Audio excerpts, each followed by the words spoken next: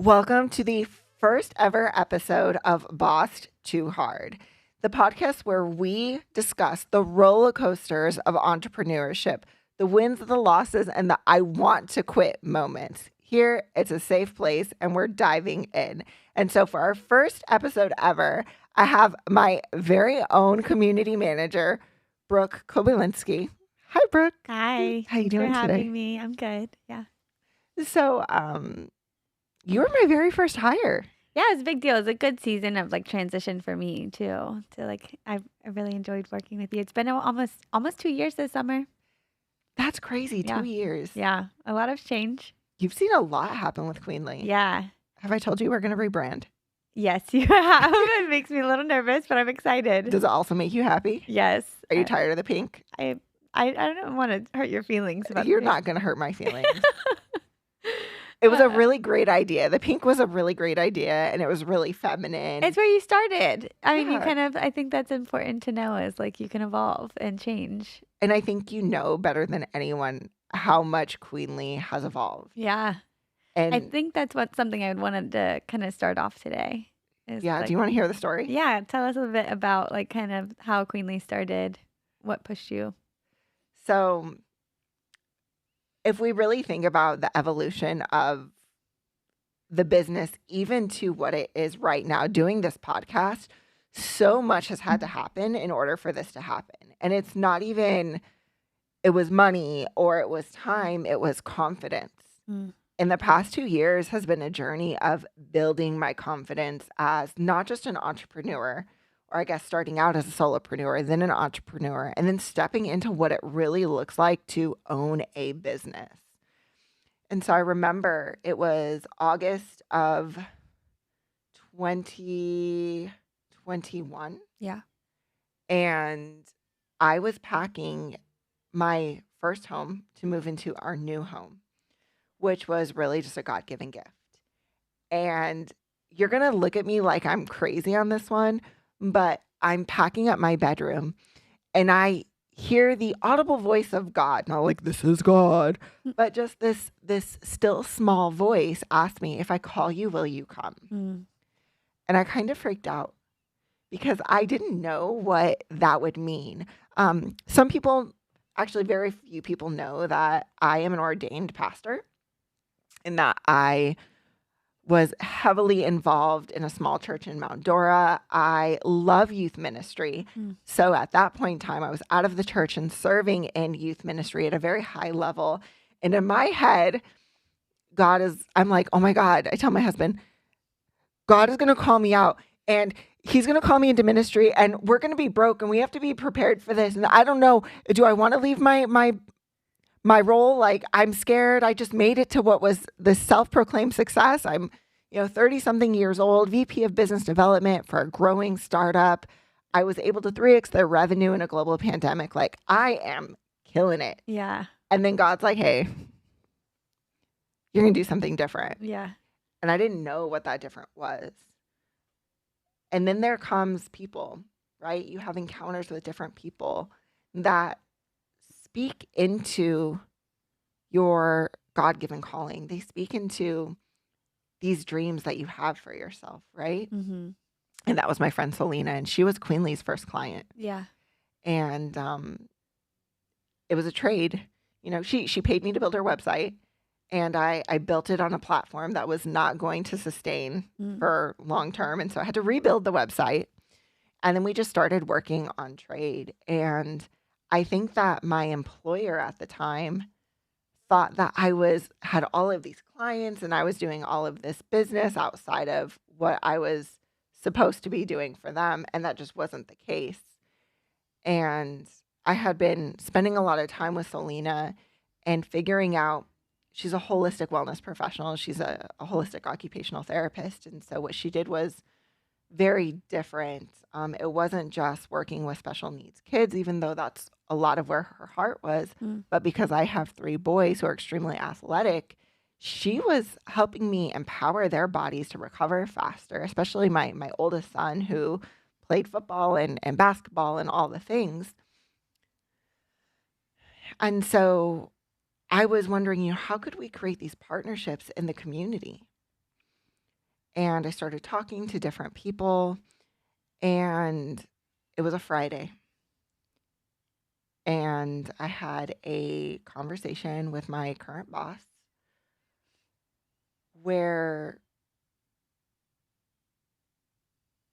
he yelled at me Mm. and he told me that I had been underperforming for the past 2 years, when in a previous conversation he had told me that the strategies that I developed allowed us to 3x our revenue in a global pandemic, created some really successful partnerships, and there were things, yeah, I probably could have done better, but that was really hard to hear, Mm-hmm. especially because it was somebody that I looked up to in so many ways. Yeah.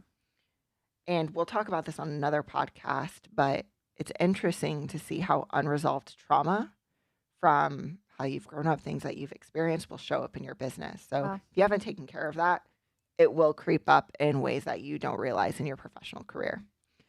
But that was heartbreaking, and I was hurting. But that same day, I had a meeting with Selena and Greg Hardy of the Florida Dominators, and I introduced them.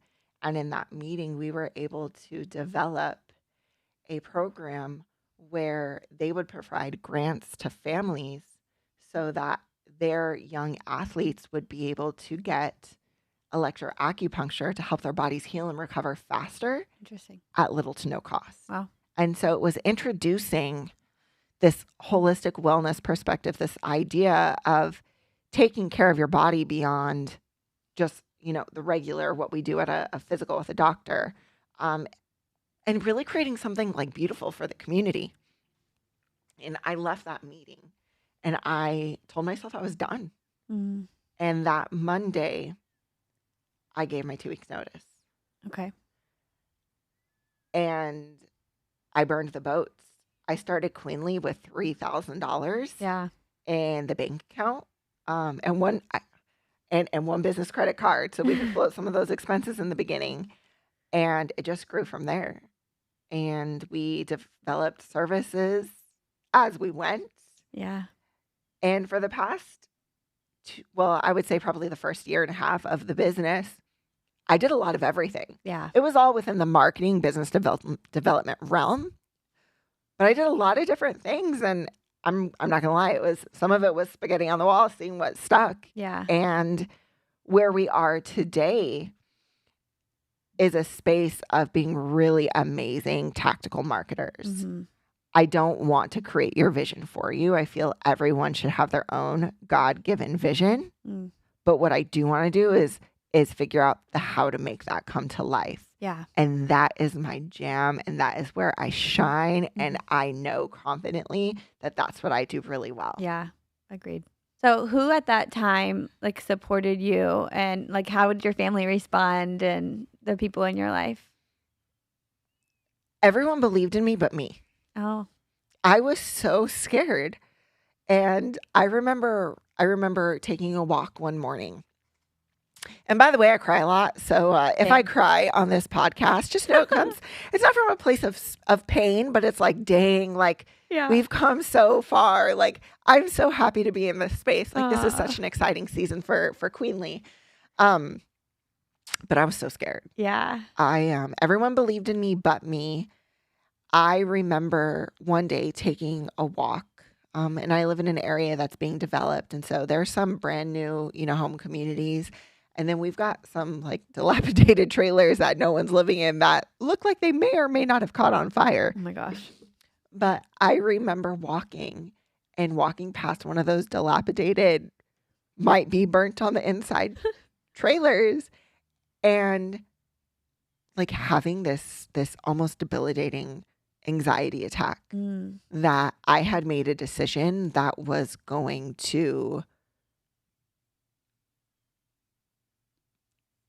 destroy my family financially, and that we were going to lose our house, and that, gosh, at this, in my head, it's we're gonna be living in one of these broken down, burned trailers. And so now they laugh about it. If you ever watch Saturday Night Live, we're gonna be living in a van down by the river. But that's how I felt. I was really worried. But I started to just do the work. Mhm. And one of the themes that you'll constantly hear in this is actions lead and feelings follow. There were times I didn't believe in myself. There were times that I was worried, is this going to work? Yeah. What are we going to, how is this going to develop? But the people that had followed me throughout my career were some of the first people to show up to support my business. That's really cool. Stacy Luna, she is a mortgage officer with Atlantic Bay.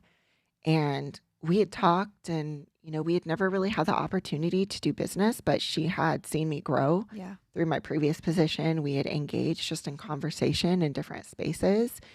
And one of the first products that I had developed was a social media marketing training. It was $600. It was one-on-one, plus there was a workbook and different things like that. And the reason why I started with that is because I saw so many people, so many small businesses in my previous position struggling to keep up with their digital appearance, presence, because even 3-4 years ago, that wasn't what it is today. No. Yeah. So we didn't have the creator economy. People were just trying to figure out how to use Instagram, what was going to work, what was not going to work. And so I wanted, based on the experience that I had, I wanted to develop something that I could empower small businesses with. And obviously a safe place for me to start where I felt like I could show up extremely powerfully. And so she invited me on to one of her, it was like a realtor's morning meeting. And she gave me an opportunity to teach these realtors about social media and to sell them my package. That's really cool. And that afternoon, I had someone reach out and buy my first $600 social media package. I bet that felt great. It felt really good. And it was like, wow, okay, I can do this. And then I learned a lot from that process. Yeah. And that's not a service I offer anymore. Yeah. And so you live, you learn, you make, I wouldn't call them mistakes. Yeah. But I learned what it really looked like to show up powerfully for a client. And I'm somebody that usually over delivers. And so I learned really quick where I was shortchanging myself as a business owner, as an entrepreneur, just starting. Yeah. And then my second, of course, Selena, who helped birth all of this, she stayed, she's still working with me as well. And then one of the moms that I mentored her kids. She saw that I was starting a business and she reached out. She's like, hey, I want to talk to you. And she told me like, hey, I need some help creating an internal marketing strategy. I'm like, dang, that's my jam. Yeah. I'd love to do that. Now, when I came on, I ended up doing like what I'm doing now, tactical marketing. But it was really cool because that was a $10,000 contract. I was like in my head, what? Did I just send? I just sold a $10,000 contract and it was effortless. And then the next client was a $30,000 a year client. So I went from a $600 website package to a $600 social media package to a $10,000 contract to a $30,000 contract. And that was for a local nonprofit. And she was looking for somebody to come on full time to do all of their marketing. And I told her, granted, I didn't have a lot of clients at that point in time, but I was very bold. And I told her, I said, everything that you need done, I can do in less than 20 hours a week. And that was a $30,000 contract, which has evolved. It doesn't take me 20 hours to do that anymore. I have a team that steps in and helps with that as well. And so it was the relationships that I had built professionally. When they found out that I was out on my own, the support was unbelievable. So there were a lot of people, of course, professionally that supported me, but personally, I'm going to be honest, like maintaining a personal life and running a business has been a struggle. Balance, I left the, corporate world to experience balance, but if you're not intentional about it, your business will run you. Yeah. And I had to learn that.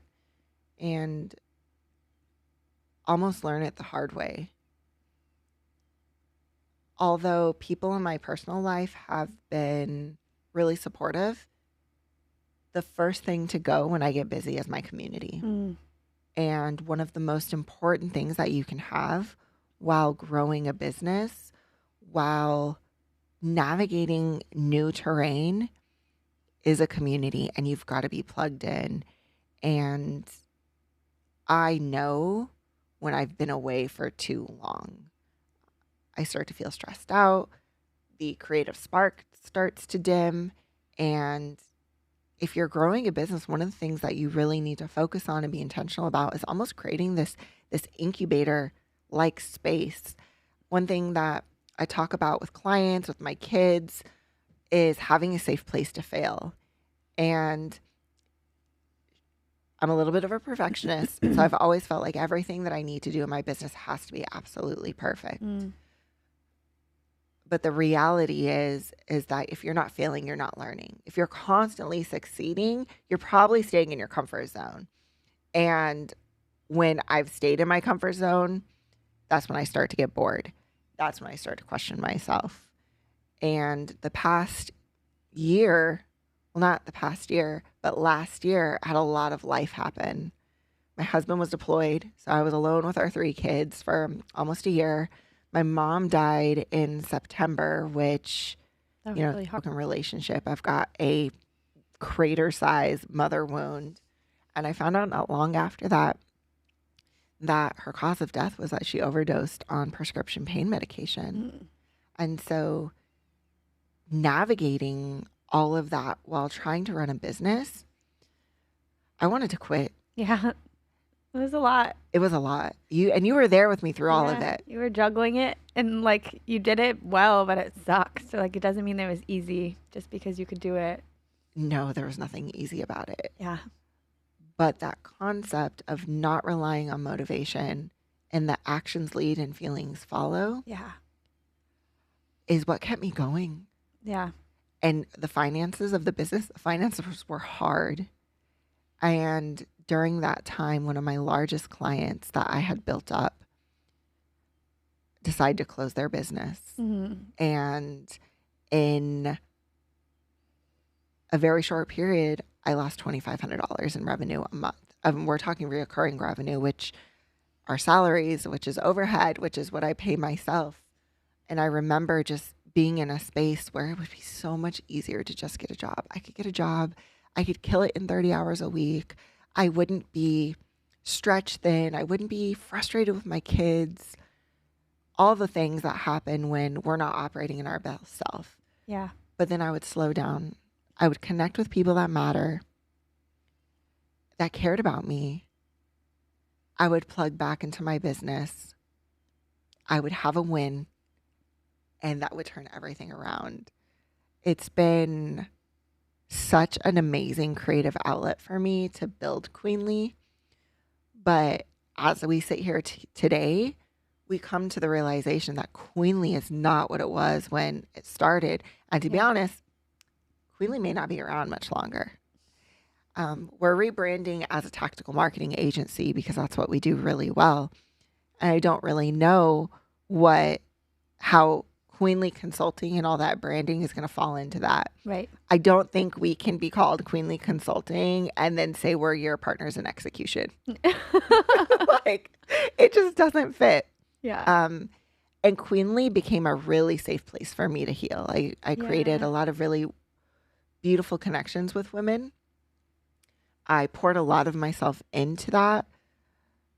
But if there's anything that I've learned in business over the past, 2.5 years, is that we have to give ourselves permission to grow and evolve. Right.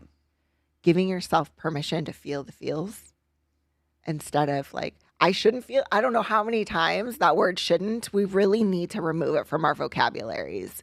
But I shouldn't feel like this. Why? Why shouldn't you feel like this? You feel like this, just feel it. Right. And so often, if we just feel it, we can move through it and then we come out of the other end stronger. But when we're trying to stuff it in because we don't think we should be walking through this or that this wasn't part of the plan, It is part of the plan. You've got to walk through it to be stronger. And so what started as this coaching consulting company where I was going to pour into women and I was going to create jobs and I wanted to be really impact focused. It's still a space for that. Mm-hmm.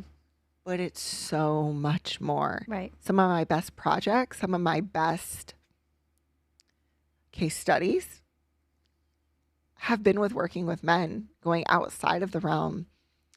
In May, you'll know this, in May of last year, I took on a client that I never thought I would take on. Being this extremely feminine brand, Queenly Consulting, we brought on a roofer. Yeah. And Tim, if Tim is listening, Tim is awesome. Yeah. And I have learned so much with working with Hurricane Roofer. And this year we ran some numbers and we had spent $38,000 in ads, which for small businesses, where the heck did you get $38,000 in ad spend, right? But that $38,000 in ad spend was $84,000 in revenue. That's crazy. And we're just getting started. Yeah.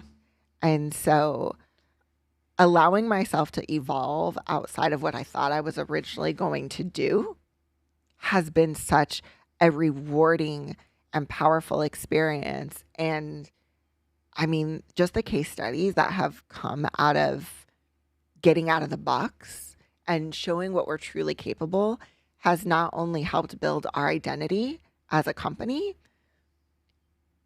it's a hell of a confidence boost. Yeah. You should feel confident about it. Like you've worked really hard to be where you're at today. Yeah. What do you see for Queenly? Like you've been around for a while. Yeah, I feel like it's been really cool to see the evolution and be here for kind of not the very beginning, but close. Like, it felt like you were still in an early. 6 months in. Yeah, you were in a really early phase, which is cool for you to acknowledge at that point already. Like, hey, I'm ready to grow at 6 months in. Like that's really neat that you were like, I don't want to do this by myself, And so, I've really enjoyed seeing the transitions that you've kind of evolved, and it really has. In so many ways to where we are now able to, have so many different diverse clients versus just like women or just, XYZ. Like I really enjoy the diversity of our clientele. I think there's value. A lot of people talk about niching down. I think there's value in niching down, but I think you can niche in what you do and don't have to niche in who you do it for. Yeah. And that's really contrary to a lot of business advice that's being given out there. Niche. I don't think so. Mm-hmm. Because what we do, the way we step in and we implement strategy and we build processes and we analyze data to make decisions, we can do that for anyone. Right. And so imagine how limited we would have been in business if you and I together, because this has been a team effort, because I've consulted with you about so many things. Mm-hmm. But being able to step out of what we thought we were supposed to do has been the hugest blessing. Yeah. I think one of the hardest things, though, is the expectation of growing a business in front of the world. Yeah. There's so many times where people have come up to me and like, oh my God, your business is doing great. And I see you on social media all the time. I'm like, you don't know half the story. It sucks right now. I mean, there's a lot of times, though, that you do, I feel like, put, like, Queenly at least, like, to the side so that we can focus on clients, too. Oh, 100%. So, like, what does that look like for you when you're trying to balance growing your business and also growing your clients? And how do you prioritize that? Intentionality. Yeah. So there's a reel on my Instagram and our TikTok, which is new. I'm not sure how I feel about TikTok yet. But it talks about time blocking and prioritizing your time. Mm-hmm. And so there are seasons for growth. There are seasons for rest. There are seasons for planting. Like we all know the story, right? But there have been times I have intentionally not taken on new clients, intentionally not pursued new clients because we had to get really good at what we were doing. Mm-hmm. And we had to know who we were before we offered anything to anyone else. And there were times when I felt stretched thin and I knew I was at my max, and to push myself further and to try to expand my capacity even more, it wasn't the right timing. Yeah. And so being able to be honest with yourself, and there are opportunities that are going to come your way, and it's okay to say no. It's okay to not chase every new shiny thing as an entrepreneur, but it's hard to say it. And if you're a woman on here and you hate me because I said this, I'm so sorry. Feel free to unfollow me. Like, I get it. But I've watched a lot of women show up in business and they haven't really had to burn the boats. You see people's highlight reel of what their life is like, and you see that in businesses too. And there's a lot of people calling themselves business owners, entrepreneurs, when this is really judgmental, but they're not really putting in the work. It just looks like they're putting in the work. And there was a creator who a lot of people were asking her, you know, how are you, like, oh, how much money are you making? How are you doing this? How are you doing that? Why did you leave your full-time job to create content? And she was like, I have a man that works full-time and he takes care of me. Yeah. Like, this is fun money. Like, I'm not trying to pay bills. I'm not trying to, you know, do all the things, but we don't see that back end. We don't see what really goes into it. We don't see what's sacrificed. And so being a generally private person, like, I'm an extremely vulnerable person one-on-one, but I don't put a lot out there. And so the expectation in growing a business and having to be on social media and have the website and write blogs and network and show up for your clients and grow your business. Yeah, it's a lot. It's a lot. And to do it under scrutiny, and thank God I've never had like a social media troll like come up on my post. If we talk about that, right? Yeah. All of my childhood fears, that unaddressed trauma again, Oh my God. coming out to be like, oh my God, people are going to say I look fat in that shirt. But some of those fears we have to face and realize that they're really not fears. Yeah. Nobody really cares what you look like in your shirt. They don't. They're not paying attention that closely to us. And I'm hoping that my content is good enough that they don't care what I look like. Right. Like, that was really good right there. Like, I'm going to listen to the end. I'm going to hit that save button right now. So it's been a really cool, it's just been a really cool journey. And I've almost quit so many times. And I sit here today so happy that I didn't. Yeah. So happy that I pushed through. And not to say not everyone is built out for it, because I have one of the things that I value the most, just because of who I am and what I've walked through, is stability. And there's so much security and stability. But being an entrepreneur, sometimes you have to be willing to just trust the process and know that you got to pray like it depends on God, but you got to work like it depends on you. Yeah. Like, it's not just going to happen. Right. And if it has just happened for you, awesome. And I really hope you're transparent about what that journey looks like for other people. But putting in the work, especially coming out of such a hard season into kind of like it was a purposefully stagnant season. I went 6 to 8 months without taking on any new clients. To where it's a new year and we're not going to get into new year, new me, but I made a decision. And when you make a decision and you're determined and this is how it's going to be, I made a decision that this is the year that Queenly puts their oxygen mask on first. Because if Queenly isn't growing and Queenly isn't thriving, this goes for if you're listening and you own your own business, you can't pour everything that you have into your clients, because the reality is your client could fire you. Yeah. Now, my contracts, they have to give me a 30-day notice before they fire me, but they could let you go, and then you're responsible for making sure that your pipeline is full and that you've got somebody to pick up that to fill that gap in your revenue. Yeah. Because if you don't, you're going to be hurting. Yeah. And so with that decision made, I believe mission statements are suggestions and they're not concrete and they can be changed. And so this year, what Queenly's focus is we are going to bring 1,000 entrepreneurs through our business growth boot camp. That's awesome. And that's in development. And you've been here for that. Yeah. And a lot of you have seen some of that. And if you don't know the Business Growth Bootcamp is, you can follow us on Instagram at Business Growth Bootcamp. It's awesome. That will be launching April 1st. Hey. And we will have a pre-sale.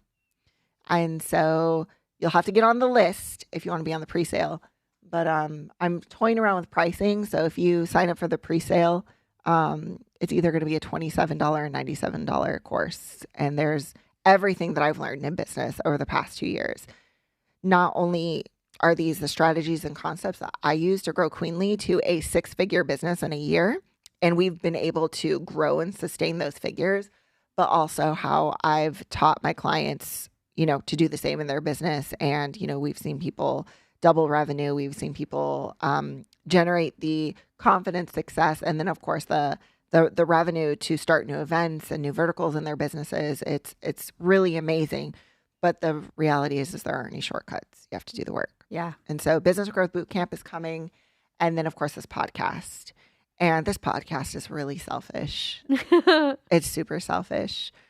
I love to interview people. I love to hear people's stories. Yeah. And there isn't a lot of time in the day for me to do that. And so to intentionally develop an outlet where entrepreneurs can share their stories and be real about them in hopes that that would empower someone else to show up transparently and authentically in their businesses and then with the people that they engage with. That's what this is about. And I'm really bad at making content. So I knew that if you sat me down for a little while, you'd get something good out of this. Yes. And so it was totally worth the investment. And when I found out that Bossed Too Hard was available, it was perfect because I never thought I would be here. Yeah. I bossed too hard and I have a whole damn business now. So that's where we're at. We're here. So Brooke, you have your own, you've got BK Marketing. Yes. And so I know Queenly's been a big part of BK Marketing as far as revenue is concerned. But what have you learned? A lot. I started when my daughter was born and I decided I didn't want to go back to my full-time job. I started doing social media work for family and different people who I was kind of in my circle. And so then it kind of grew as I gained knowledge and learned how to kind of manage my own time. And with more time with the kids going to school and kind of like you said, like I had the flexibility to do more of what I wanted personally. I've learned so much in just how to manage my time and how to grow and how to work with different types of people. And you've seen me kind of learn through some of that and who I want to work with and who I don't want to work with and who I enjoy making content with and for and who I kind of need a little bit more from. And some of that, like you really do grow relationally and like with the people who you're working with. And I think that's one of the parts I really like, the creativity behind so much of it. And I like the relationships and showing like kind of the heart of a business, I think is so important. And I've really enjoyed kind of digging in and seeing what matters there. So you've done a really good job at pulling the heart out of Queenly. Thanks. Yeah. You make me think, and you challenge me, and you remind me, hey, remember that story? I need some of that. Yeah. I need you to do that again, please. Thank you. And she always makes sure that I look good in pictures and videos. She doesn't post them if I don't. That's really my Libra heart, who is a little bit of a perfectionist and focuses on the aesthetics. Yeah. We always got a good outfit on. Oh my gosh. My Libra heart appreciates you. Yes. So that's awesome. Thank you for today for helping me share Queenly's heart with everyone else. And so this is just our very first episode of Boss Too Hard. Yeah, there's a lot more to come. There's so much more to come. If you've got a story to tell, if you've got a journey, something that you've learned that you want to share with the world, hit me up. I'd love to have you as a guest. We're right here in Sanford, Florida, right out of Central Florida or Orlando, Florida. So quick drive. I'd love to meet you, love to have you on Boss Too Hard, because if you're anything like me, you've probably bossed too hard and learned a lot. But stay tuned. We're so excited for what this year has to come.